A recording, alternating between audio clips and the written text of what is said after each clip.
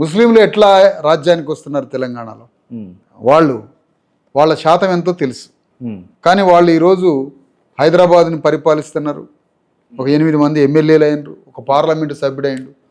తురుకోళ్ళు మరి పార్లమెంట్లోకి పోతారు, అసెంబ్లీలోకి పోతారు, హైదరాబాద్ మున్సిపల్ కార్పొరేషన్ వాళ్ళు చేజెక్కించుకుంటారు, హైదరాబాద్లో రాజులాగా బతుకుతారు.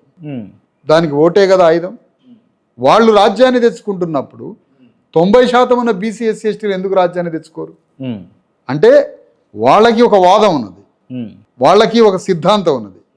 బీసీ ఎస్సీ ఎస్టీలకు సిద్ధాంతం లేదు, భూమిక లేదు, చెప్పేవాడు లేడు, నిర్మాణం లేదు, సంఘం లేదు, వేదిక లేదు, లక్ష్యం లేదు, గమ్యం లేదు, డెస్టినీ లేదు, దీపస్తంభం లేదు. ఈ ప్రజలంతా సేలబుల్గా మారింది. కాబట్టి ఈ ప్రజల్ని ఆర్గనైజ్ చేయగలిగి ఇప్పుడు సేలబుల్గా మారిరు అంటారు కదా, సేలబుల్గా చేసింది ఎవరు అంటే? సేలబుల్గా చేసింది అగ్రవర్ణాలే. అగ్రవర్ణాలంటే ఈ రాష్ట్రాన్ని పరిపాలిస్తున్న అగ్రవర్ణాలు, రాజకీయ పార్టీలు ఉన్నటువంటి వాళ్ళే గ్రామాలలో జ్ఞానం లేని అమాయకులు, ఈ బానిసలకి మందు మాంసాలన్నీ పంచి వీళ్ళని సేలబుల్గా మార్చింది.